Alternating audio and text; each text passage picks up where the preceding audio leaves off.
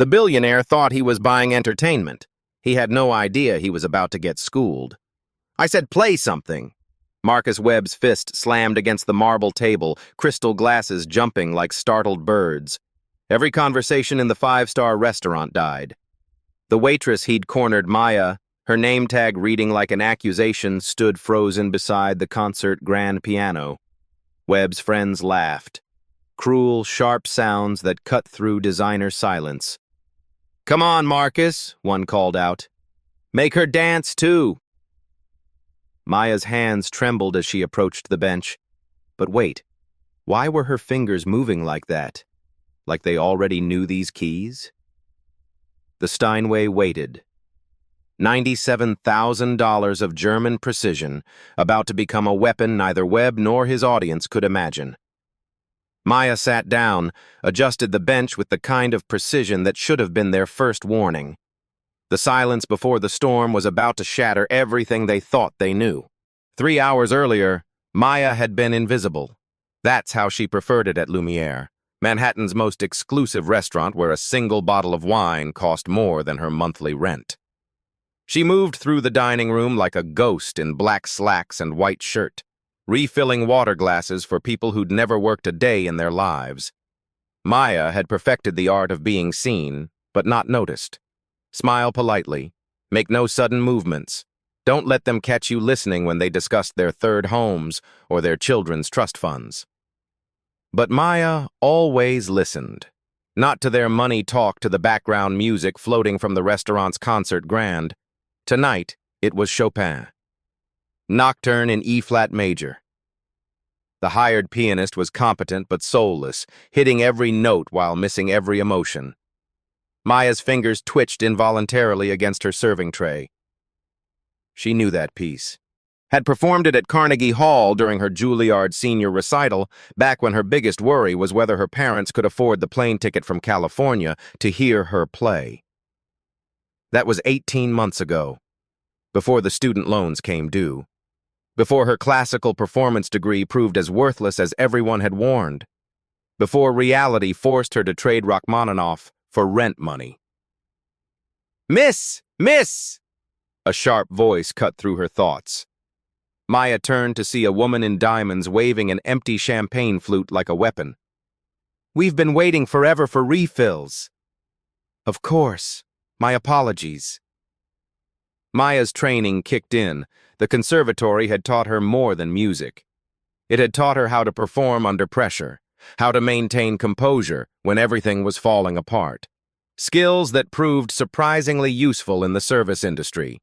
She glided toward the wine station, past tables of tech moguls and real estate titans, past conversations about market volatility and yacht maintenance. The pianist transitioned to Debussy, but he was rushing the tempo, missing the subtle poetry that made Clair de Lune breathe. Maya bit her tongue. In her old life, she would have gently corrected him. In this life, she bit her tongue and poured champagne. "Maya!" Sergio, the floor manager, appeared at her elbow. "Table 12 needs attention. The Webb party." His voice carried a warning she'd learned to recognize. Difficult customer. Handle with care. Don't make waves. Maya looked across the dining room to table 12. Marcus Webb sat at the center like a king holding court, surrounded by 5 other men in expensive suits. Webb's laugh was too loud, his gestures too broad, his voice carrying across the restaurant like he owned not just his table, but the entire space. New money, Maya diagnosed. The kind that screamed its presence because it was still insecure about belonging. She'd served his type before. Tech billionaires who'd struck it rich young and never learned manners. They treated restaurants like their personal playgrounds and staff like entertainment. Webb was worse than most. She'd watched him send back 3 courses just to watch the chef scramble, had seen him make the sommelier recite the wine list twice before ordering the most expensive bottle to teach him respect.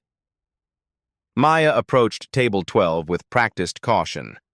Webb was in the middle of a story, gesturing wildly with a fork loaded with Wagyu beef. "So I told the board, either you take my offer or I build my own company and destroy you." 3 weeks later, they called me back, begging. His friends laughed on cue, the kind of forced appreciation that money buys but never earns. "Gentlemen," Maya said softly, stopping at Webb's shoulder, "how are we enjoying everything this evening?" Webb barely glanced at her. "Wine's getting warm. Fix it." He didn't say please, didn't say thank you, didn't acknowledge she was human. Maya reached for the bottle in the ice bucket, checking the temperature. Still perfectly chilled, but she'd learned not to argue with men like Webb. She adjusted the ice anyway, buying herself time to escape. But as she worked, the background music shifted. The pianist began Beethoven's Moonlight Sonata and immediately botched the opening. Maya's hand froze on the wine bottle. He was playing it like a march instead of a meditation, destroying one of the most delicate pieces ever written. Her reaction was almost imperceptible. A slight tightening around her eyes, a barely audible intake of breath. But Webb caught it. "Something wrong, sweetheart?" His voice carried a dangerous amusement. "You look like someone stepped on your cat." His friends turned their attention to Maya, predators sensing wounded prey. "No, sir, everything's fine." Maya's voice stayed level, professional. But her mistake was glancing toward the piano, toward the massacre happening in 3/4 time.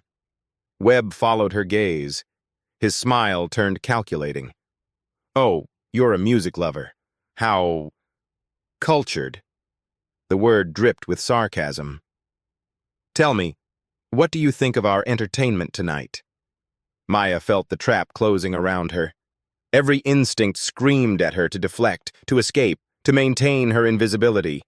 But the music god, the way he was butchering Beethoven, "He's very enthusiastic," she managed. Webb's laugh was sharp as broken glass. "Enthusiastic! Did you hear that, boys? Our waitress here is a music critic." The table erupted in cruel laughter. Other diners began to notice the commotion, turning to watch the show. "I bet you know all about music," Webb continued, his voice rising. "What is it they say about people in your position? Failed dreams and all that?" Maya's composure cracked just slightly. Webb had found her pressure point and was pressing hard. "I should check on my other tables." "No, no, no." Webb's hand shot out, not quite touching her but blocking her escape. "You started this conversation. Finish it. What's wrong with the piano player?" The question hung in the air like a blade. Maya could feel every eye in the restaurant turning toward them. The moment balanced on a knife's edge. She had two choices: walk away and let him win, or step into the ring and fight back. But with what weapons? She was a waitress with student debt and a useless degree. He was a billionaire with an audience and nothing to lose. Maya took a breath, made her choice. "If you really want to know," she said quietly, "he's destroying everything beautiful about that piece." Webb's smile turned predatory. He'd found his entertainment for the evening. The silence at table 12 stretched like a held breath. Webb leaned back in his chair, studying Maya with the focused attention of a cat watching a mouse. His friends sensed blood in the water and moved closer, forming a circle of expensive suits and cruel anticipation. "Destroying it, you say?" Webb's voice carried across the restaurant. Other conversations died as diners turned to watch the show. That's a strong word from someone who serves soup for a living. The insult landed exactly as intended. Maya felt heat rise in her cheeks, but years of classical training had taught her something Webb couldn't buy: discipline under pressure. "I apologize if I overstepped," she began. "Oh, you did." Webb cut her off, savoring every syllable. "But now I'm curious. Since you're such an expert, why don't you tell us what he should be playing?" His friends chuckled, cruel sounds that echoed off the crystal chandeliers. Maya glanced around the room. 30 tables of New York's elite, all watching her humiliation unfold like dinner theater. The pianist had moved on to some generic background music, but the damage was done. Webb had her cornered, and they both knew it. "I'm sure you're very busy people," Maya tried again. "Not too busy for education," Webb interrupted. "See, boys, this is what's wrong with America. Everyone thinks they're entitled to opinions about things they don't understand." He gestured broadly, playing to his audience. "Our server here probably took one music appreciation class at community college and thinks she knows better than a professional pianist." Maya's jaw tightened. Community college. The assumption cut deeper than he knew, but not for the reasons he imagined.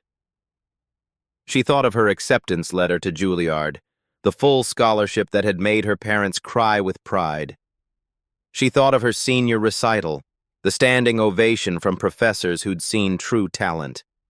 She thought of everything she'd lost when the real world came calling. "Actually," she said quietly,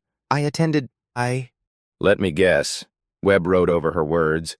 "You wanted to be a professional musician but couldn't cut it, so now you're bitter about everyone who actually made it."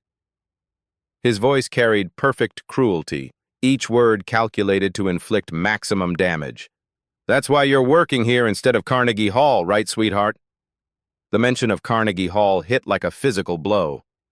Maya had performed there, had felt that legendary acoustics wrap around her Rachmaninoff like a living thing, had stood on that stage and known for 18 perfect minutes that she was exactly where she belonged. But Webb couldn't know that. To him, she was just another failed dreamer serving drinks to her betters. Just another cautionary tale about reaching too high. "I think," Webb continued, warming to his theme, "our little music critic needs to learn some humility. What do you think, boys? Should we give her a chance to put her money where her mouth is?" The table erupted in agreement, voices overlapping in cruel harmony. "Marcus, you're terrible," one of his friends laughed. "But I love where this is going." "Make her sing," another called out. "Karaoke night." "No, no, no." Webb held up a hand, his eyes glittering with malicious inspiration. "Something better. Much better." He stood slowly, commanding the attention of the entire restaurant.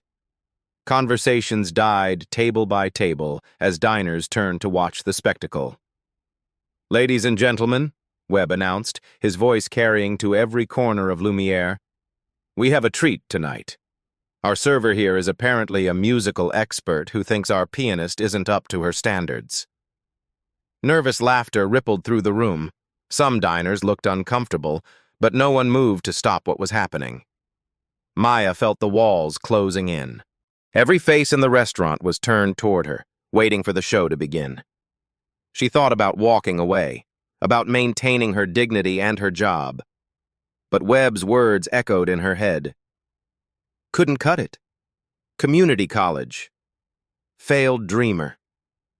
Each assumption was wrong. Each insult missed its mark. But together, they formed a picture she recognized, the way the world saw her now.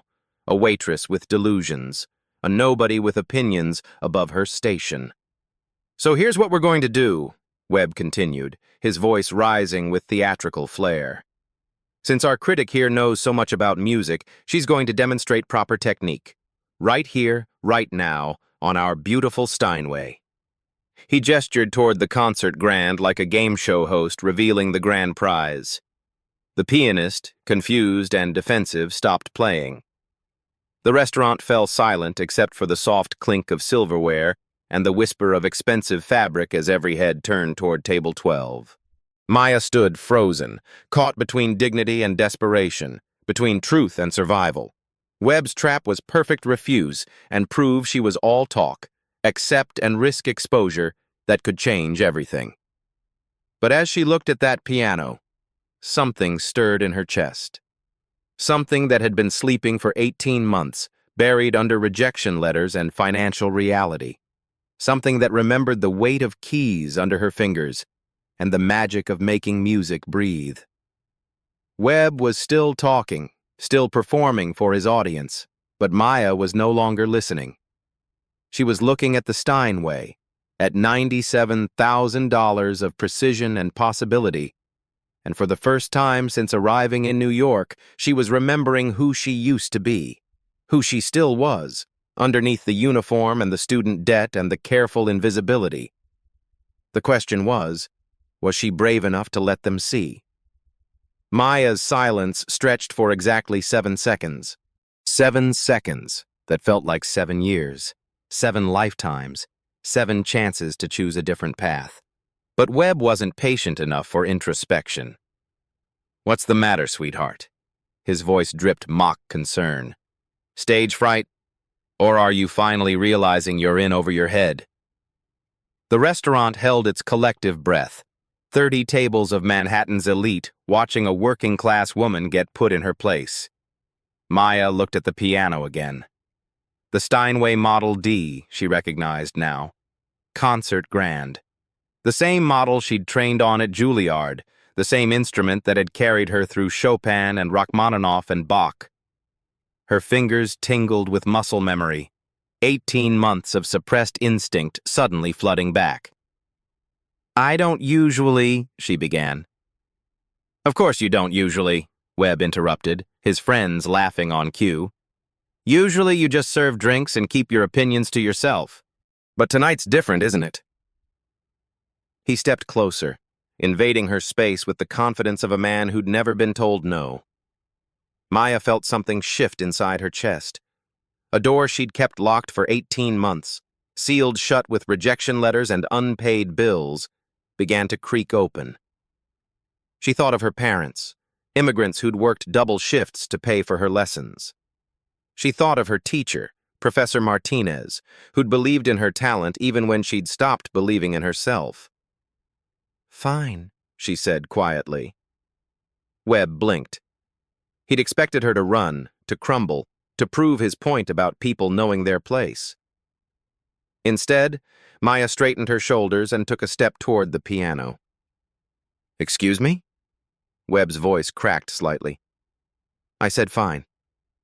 Maya's voice was steady now, controlled. "You want a demonstration? You'll get one." The restaurant fell silent except for the soft whisper of her footsteps on marble as she walked toward the stage. Webb recovered quickly, his showman instincts kicking in. "Well, well, our little critic has some backbone after all." He turned to play to his audience, arms spread wide. "Ladies and gentlemen, prepare yourselves for what I'm sure will be a memorable performance." Cruel laughter rippled through the room, but Maya was no longer listening. She was approaching the piano like she was greeting an old friend, her trained eye automatically assessing its condition. The bench height was wrong for her. The lid was only half open, dampening the acoustic potential. The hired pianist had left sheet music scattered across the stand generic arrangements that wouldn't challenge a first-year student. Maya swept the music aside with one efficient motion. She didn't need sheet music, not for what she was about to do.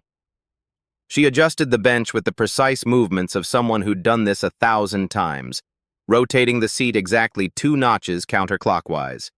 "Oh, very professional," Webb called out, milking every moment. "Look at her, boys, she's got the whole ritual down pat. Wonder where she learned that? YouTube University?" His friends howled with laughter, but their amusement had an edge now. Something about Maya's quiet confidence was making them nervous. She tested the pedals with her foot, soft, sostenuto, sustain. All responsive, all perfectly maintained. The Steinway was in concert condition, tuned to perfection, waiting for someone who knew how to unleash its potential. Maya's hands hovered over the keys for just a moment, and in that moment she made her choice.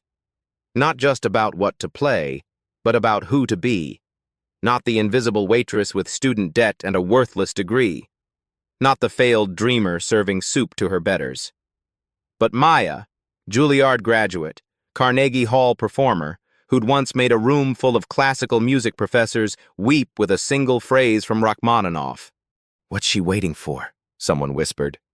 "Probably trying to remember chopsticks," Webb answered, but his voice had lost some of its swagger.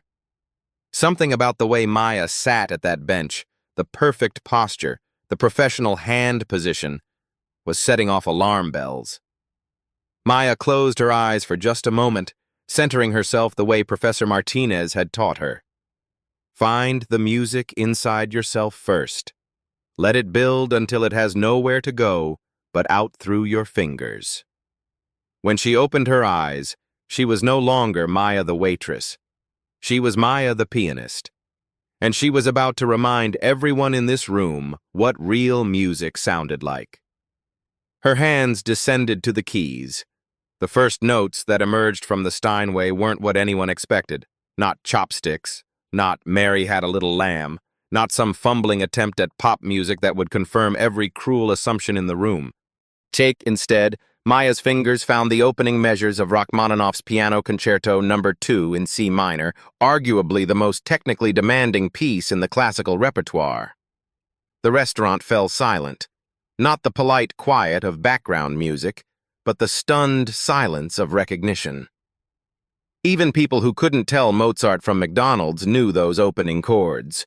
They'd heard them in movies, in commercials, in the cultural consciousness that separates music from mere noise. Webb's smile faltered. Just slightly, just for a moment, but Maya caught it. She was 3 measures in, and already his expression was shifting from smug anticipation to confused uncertainty. This wasn't supposed to be happening. Waitresses didn't play Rachmaninoff. Failed dreamers didn't command Steinways like they were born to it. "What is she?" one of Webb's friends whispered. "Shut up," Webb hissed, but his voice had lost its theatrical boom. His eyes were fixed on Maya's hands, watching technical precision that shouldn't exist in someone wearing a restaurant uniform. Maya continued the exposition, her fingers dancing across the keys with the fluid confidence of someone who'd performed this piece dozens of times. In recital halls, in competitions, in front of audiences who understood what they were witnessing. The muscle memory was perfect, 18 months of suppression melting away like snow in sunlight. Around the restaurant, conversations died table by table. Silverware stopped clinking. Even the kitchen staff began emerging from behind swinging doors, drawn by music that transformed the space from mere restaurant to concert hall. "This is impossible," Webb muttered, loud enough for his table to hear but quiet enough to avoid the growing audience. "She's a waitress. She serves drinks. His words trailed off as Maya transitioned into the piece's first major technical passage, her left hand providing thunderous bass support while her right hand spun delicate melodic lines 32 notes above. The hired pianist, forgotten in his corner, stopped pretending to pack up his music and simply stared. He recognized what he was hearing, not just technical competency, but artistry. The kind of musical interpretation that separated conservatory graduates from weekend hobbyists, professionals from pretenders. Webb's friend James, the one with actual musical training from his prep school days, leaned forward with growing alarm. "Marcus," he whispered urgently, "that's not easy music. That's—" "I know what it is," Webb snapped, but his voice carried a tremor of uncertainty. He was beginning to realize that his evening's entertainment had taken an unexpected turn, that the mouse he'd cornered might actually be a tiger. Maya reached the end of the exposition and paused, her hands lifting from the keys in the traditional silence before the orchestra would enter. But there was no orchestra tonight. Just her, the piano, and 30 tables of Manhattan's elite slowly realizing they were witnessing something extraordinary. In that silence, Webb made his last desperate attempt to regain control. "Very nice," he called out, his voice too bright, too forced. "A bit ambitious for someone at your level, but very nice." He looked around for support from his audience, expecting them to join his mockery. Instead, he found faces full of concentration, confusion, and growing recognition. These were educated people, cultured people people who'd attended galas and fundraisers and knew the difference between amateur hour and the real thing. And what they were hearing was very, very real. "She's actually," James started to say. "She's actually nothing." Webb cut him off, but desperation was creeping into his voice. "It's a party trick. Anyone can memorize a few measures." But even as he spoke, Maya's hands returned to the keys, and what emerged next silenced every skeptic in the room. The development section of Rachmaninoff's Second Concerto is where pretenders reveal themselves.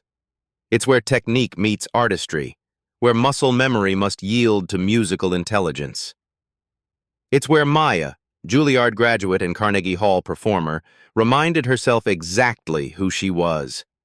Her left hand thundered through cascading octaves while her right hand sang the melody with the kind of nuanced phrasing that takes years to master. The restaurant's acoustics, designed for conversation, suddenly revealed their hidden potential as Maya's music filled every corner with crystalline clarity. Webb's table had gone completely silent. His friends, moments ago laughing at the waitress's presumption, now sat transfixed by musical mastery they couldn't deny. The cruel jokes died on their lips. The snide comments evaporated in the face of undeniable talent. "Oh my God," someone whispered from another table. "She's incredible." "Is that really Rachmaninoff?" another voice asked. "The full concerto," James answered quietly, his prep school musical education finally useful. "She's playing the full bloody concerto." His voice carried a mixture of awe and disbelief that cut through Webb's remaining bluster like a blade. Maya was approaching the recapitulation now, the section where the opening themes return transformed by everything that came before. Her interpretation was mature, sophisticated, informed by years of study and performance that no amount of money could buy. And with every note, every phrase, every moment of musical perfection, Marcus Webb's carefully constructed evening of humiliation was crumbling around him. The predator was becoming the prey. The hunter was becoming the hunted. The status game was about to flip completely. What happened next would be talked about at Manhattan dinner parties for years to come. Maya's performance shifted into a realm that transcended mere technical proficiency. This was artistry unleashed, 18 months of suppressed passion flowing through her fingers like water through a broken dam.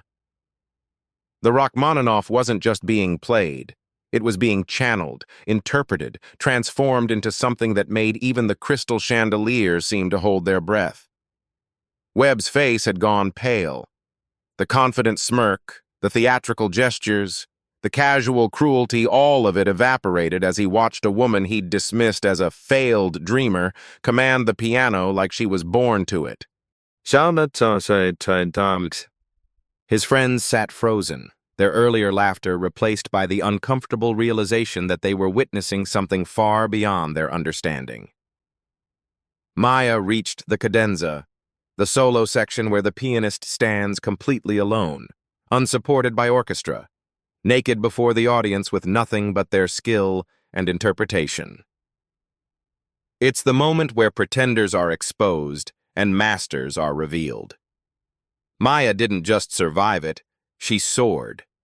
Her left hand provided a foundation of rolling arpeggios, while her right hand spun melodic lines that seemed to float above the rhythm like birds riding thermals. The technique was flawless, but more than that, it was musical. Every note served the larger phrase. Every phrase served the emotional arc. Every moment built toward something greater than the sum of its parts. "Jesus Christ," James whispered, his prep school composure finally cracking. "She's not just good. She's fucking brilliant." His profanity cut through the restaurant's refined atmosphere like a gunshot, but no one seemed to notice. Everyone was too transfixed by what they were hearing. The hired pianist had stopped even pretending to pack up. He stood against the wall, watching Maya with the mixture of awe and professional jealousy that only one musician can feel for another. He'd been playing piano for 20 years, had degrees and certifications and a steady gig at one of Manhattan's finest restaurants. But he'd never, not once, made music like this. Maya transitioned into the concerto's most technically demanding passage, her hands flying across the keyboard in patterns that seemed to defy physics. Octave runs, chromatic scales, thunderous chords that made the Steinway sing with power, all executed with the kind of precision that takes decades to develop. But it wasn't the technique that silenced the room. It was the music itself. The way Maya breathed life into Rachmaninoff's genius, the way she made every person in that restaurant feel something they couldn't name, but couldn't ignore. Webb tried one last desperate gambit. "Okay, okay," he called out, his voice cracking. "Very impressive. You've made your point. You can stop now." But his words were swallowed by the music, insignificant protests against an artistic force that wouldn't be contained. Maya didn't stop. She was approaching the climax of the concerto, the moment where all the themes converge in an explosion of musical and emotional power. Her entire body was engaged now, shoulders moving with the rhythm, head tilting with the melodic lines, every muscle serving the music's demands. Around the restaurant, people began standing, not in protest, not in confusion, but in recognition. Table by table, Manhattan's elite rose to their feet as they realized they were witnessing something extraordinary, a performance that belonged in Carnegie Hall, not a restaurant. "Who is she?" someone whispered. "Where did she train?" another voice asked. "That's conservatory-level playing," a woman murmured to her companion. "Maybe even beyond that." The whispers spread through the room like wildfire, each observation driving home the magnitude of Webb's miscalculation. Maya reached the final movement, her interpretation building toward a crescendo that seemed to lift the ceiling of the restaurant itself. The music poured from the Steinway in waves of sound that transformed the space, making everyone present feel like they were part of something larger than themselves. Webb's remaining composure shattered completely. He slumped in his chair, the fight going out of him as he watched his evening's entertainment become his public humiliation. His friends avoided eye contact, suddenly fascinated by their wine glasses, their phones, anything that wasn't the obvious reality of their complicity in what was supposed to be cruelty. The kitchen staff had fully emerged now, line cooks and dishwashers and prep chefs standing in doorways with expressions of wonder. They knew Maya as the quiet waitress who picked up extra shifts, who never complained, who treated everyone with respect, regardless of their position. They'd never suspected she carried this inside her. Sergio, the floor manager, stood frozen near the wine station, his usual professional composure replaced by slack-jawed amazement. He'd hired Maya 18 months ago based on her references and work ethic. He'd never asked about her background, never wondered why someone with her intelligence was working for tips. Maya's performance built toward its inevitable climax, her hands moving with such speed and precision that they seemed to blur. The music filled every corner of the restaurant, spilled out onto the street, commanded attention from anyone within hearing. This was why she'd spent 10 years studying, why she'd practiced 8 hours a day through college, why she'd sacrificed social life and sleep and everything else for the chance to make music like this. Not for the money, not for fame, but for moments like this when the boundary between performer and music dissolved completely. The concerto's final measures approached like a storm breaking. Maya's left hand thundered through the bass register while her right hand sang the melody with crystalline clarity. Every technical element, dynamics, articulation, phrasing, rhythm came together in perfect synthesis. And then, in the space between one note and the next, something magical happened. The restaurant fell into complete, absolute silence. Not the nervous quiet of uncomfortable audience, but the reverent hush that follows truly transcendent art. Maya played the final chord, a massive, resonant harmony that seemed to hang in the air long after her hands lifted from the keys. The Steinway's strings continued to vibrate, sending whispers of sound through the restaurant like echoes of something divine. The silence stretched. 1 second, 2 seconds. 5 seconds of absolute quiet as 30 tables of Manhattan's most sophisticated diners processed what they'd just experienced. Webb sat motionless, staring at Maya with an expression that cycled through confusion, embarrassment, and something that might have been the first stirrings of shame. His evening's entertainment had become his education, and the lesson was more brutal than any humiliation he could have devised. Maya remained seated at the piano, her hands resting quietly in her lap, her breathing controlled despite the physical demands of the performance. She looked exactly like what she was, a world-class pianist who had just reminded everyone in the room, including herself, of her true worth. The silence held for exactly 7 seconds. 7 seconds that contained multitudes, recognition, respect, the complete inversion of everything that had happened before. And then, like a dam breaking, the room erupted. The applause started with James. Webb's prep school friend, the one with actual musical training, began clapping with the slow, deliberate rhythm of someone who recognized artistry when he heard it. Within seconds, his applause was joined by another, then another, until the sound built into a thunderous ovation that shook the crystal chandeliers. Table by table, Manhattan's elite rose to their feet. Not politely, not reluctantly, but with the genuine enthusiasm reserved for truly exceptional performances. The woman in diamonds who'd demanded champagne refills was clapping with tears streaming down her cheeks. The tech moguls who'd been discussing market volatility were on their feet, their phones forgotten. Maya stood slowly, gracefully, and accepted the applause with the poise of someone who'd performed on the world's greatest stages. She nodded to the audience, a small smile playing at the corners of her mouth, not triumphant, not vindictive, but quietly satisfied. Webb remained seated, isolated in a sea of standing ovation, his face cycling through expressions like a broken slot machine. Confusion, embarrassment, the dawning realization that he'd just publicly humiliated himself in front of New York's most influential people. James was still clapping, his voice full of wonder. That was Carnegie Hall level. That was better than most professionals I've heard. He turned to Webb with an expression of accusation. "Marcus, what the hell have you done?" But Webb couldn't answer. His carefully constructed evening of entertainment had collapsed into his own public disgrace. Every cruel word he'd spoken, every assumption he'd made, every moment of calculated humiliation now hung in the air like accusations. The applause continued for a full minute and eternity in restaurant time. Maya accepted it with grace, bowing slightly to acknowledge the recognition. When the clapping finally began to fade, she remained standing beside the piano, no longer the invisible waitress, but unmistakably the artist she'd always been. "Ladies and gentlemen," she said, her voice carrying clearly across the hushed restaurant, "thank you for listening."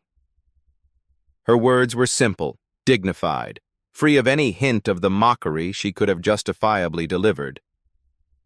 "Miss Maya," a voice called from across the room. An older woman at table 15, someone Maya recognized as a regular patron. "Where did you train?" The question hung in the air, and Maya knew that her answer would complete the evening's transformation. "Juilliard," she said simply. "Class of 2023. The words fell into the silence like stones into still water, creating ripples of recognition and disbelief. "Juilliard," James repeated, the word carrying weight. He looked at Webb with undisguised disgust. "She's a fucking Juilliard graduate, Marcus. And you had her serving you drinks." Webb finally found his voice, though it came out as barely a whisper. I had no idea." But his excuse sounded hollow even to himself. Ignorance wasn't a defense for cruelty, and everyone in the room knew it. "That's the problem," Maya said quietly, her voice carrying despite its softness. "Talent doesn't care about your bank account." The words hit like a physical blow, elegant in their simplicity and devastating in their accuracy. Around the restaurant, conversations began in whispers that gradually grew bolder. "Did you hear what he said to her? How embarrassing for him. She handled that with such class." The court of public opinion was rendering its verdict, and it wasn't favorable to Marcus Webb. The older woman from table 15 stood up, her voice cutting through the murmurs. "Ms. Maya, I'm Margaret Sinclair from the Sinclair Foundation. We fund emerging artists." Maya recognized the name one of New York's most prestigious arts foundations. "I'd very much like to speak with you about performance opportunities," Mrs. Sinclair continued. "Real ones. The kind that belong on proper stages." Her words carried implied criticism of the evening's events that made Webb sink even lower in his chair. Maya nodded graciously. "I'd be honored, Mrs. Sinclair." But her response was professional, not desperate. She'd found her dignity again, and it armored her against both cruelty and false rescue. Webb made one last pathetic attempt to regain control. "Look, I think we're all getting a bit carried away here." But his words were drowned by a chorus of disapproval from his own table. "Shut up, Marcus," James said flatly. "You've embarrassed yourself enough for one evening." The rebuke from his own friend was the final nail in Webb's social coffin. Maya looked at Webb for a long moment, not with anger or triumph, but with something that might have been pity. "Everyone has value beyond what you see," she said quietly. Her second quote-worthy moment of the evening, delivered with the grace that money couldn't buy and power couldn't fake. Webb's response was barely audible. "I'm sorry." The words seemed to cost him physically. "I was wrong. About everything." It wasn't much of an apology, but it was the first genuine thing he'd said all evening. Maya nodded, accepting the apology without absolving the behavior. "Thank you for the opportunity to play," she said with quiet irony that made several diners smile. She was offering him a graceful exit from his humiliation, more kindness than he deserved. The restaurant's general manager appeared at Maya's side, his expression a mixture of pride and concern. "Ms. Maya, please know that you have our full support. Your job is secure and—" He paused, seeming to realize the inadequacy of his words. "Actually," Mrs. Sinclair interjected, "I believe Ms. Maya may have better opportunities ahead of her." The implication was clear. This evening had changed everything for Maya, opened doors that had been closed by economic necessity. Maya smiled, the first truly radiant expression of the evening. Not because of the opportunity, but because she'd remembered who she was. The performance hadn't just revealed her talent to the audience, it had revealed it to herself. As the evening wound down, patrons approached Maya one by one. Business cards were exchanged, phone numbers shared, opportunities discussed. The very people who'd watched her humiliation in silence were now competing to be associated with her talent. Webb remained at his table, abandoned by his friends, ignored by the staff, invisible in the way that Maya had been just hours before.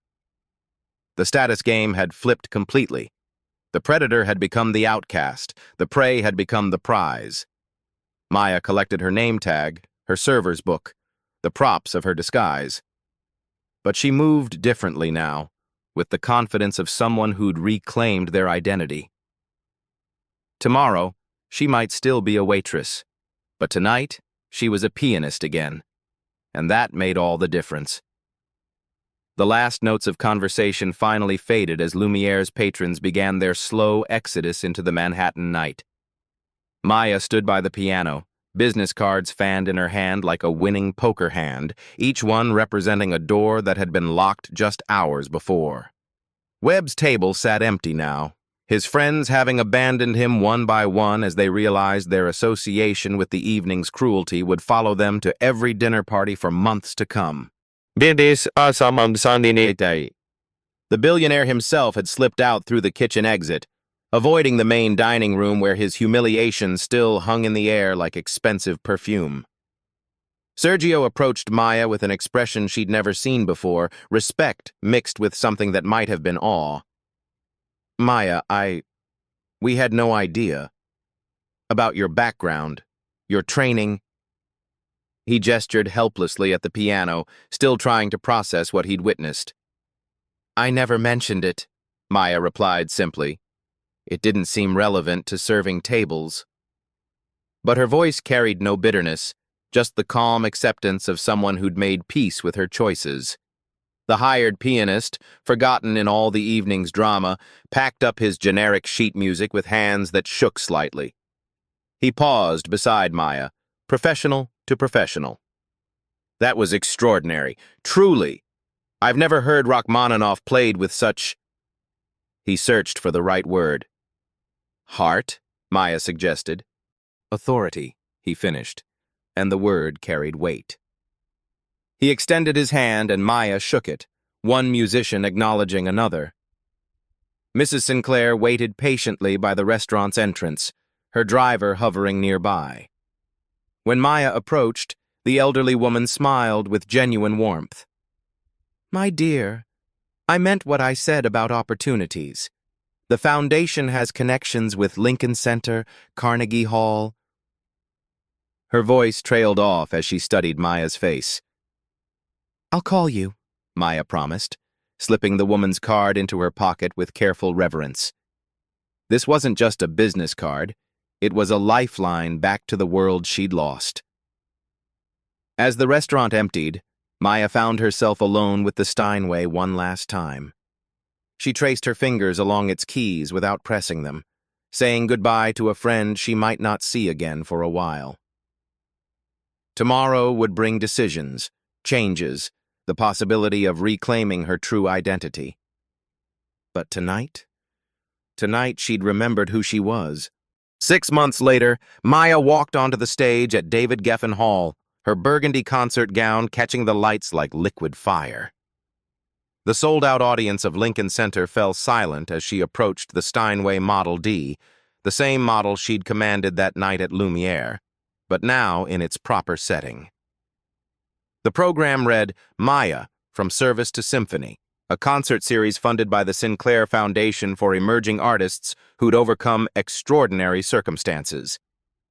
Tonight's performance would be broadcast live, her Rachmaninoff interpretation reaching millions who'd never heard her story. In the front row sat Mrs. Sinclair, beaming with the pride of a mentor watching her protégé soar. Beside her, unexpectedly, sat Marcus Webb. He'd contacted Maya 3 months after that fateful evening, not with excuses or attempts at redemption, but with a simple request. Could he help? His offer had been characteristically grandiose: fund her entire career, set up a foundation in her name, buy her a concert hall. Maya had declined with the same grace she'd shown that night, but she'd accepted something smaller and more meaningful: his commitment to fund full scholarships for working-class music students at Juilliard. The Webb Scholarship Program now supported 12 students annually, each one chosen not for connections or privilege, but for talent and determination. Maya served on the selection committee, ensuring that other dreamers wouldn't have to choose between art and survival. As Maya settled at the piano, she thought about the journey that had brought her here. The student loans were paid off. The Sinclair Foundation's first grant had taken care of that. Her parents sat in the third row, her mother clutching a program with Maya's photo on the cover, tears already streaming down her cheeks. The spotlight narrowed to encompass just Maya and the piano, the rest of the hall falling into dramatic darkness. She raised her hands to the keys, and in that moment of suspension, she felt the presence of everyone who'd believed in her talent when she'd stopped believing in herself. Professor Martinez, who'd called her the morning after videos of her Lumiere performance went viral. Sergio, who'd given her the time off she needed to audition and practice. Even the hired pianist from that night, who'd sent her a simple note, "Thank you for reminding us why we fell in love with music." Maya began with the same piece that had changed everything, Rachmaninoff's Piano Concerto No. 2. But tonight, she wasn't playing alone. The New York Philharmonic surrounded her, dozens of world-class musicians ready to support her journey through one of classical music's greatest masterpieces. The opening measures filled the hall with the same power they'd commanded in that restaurant, but here they belonged. Here, they could breathe and soar and reach their full potential, unconfined by the limitations of cruelty or circumstance. As Maya played, she thought about the other servers still working in restaurants across the city, the other dreamers still choosing between passion and paycheck.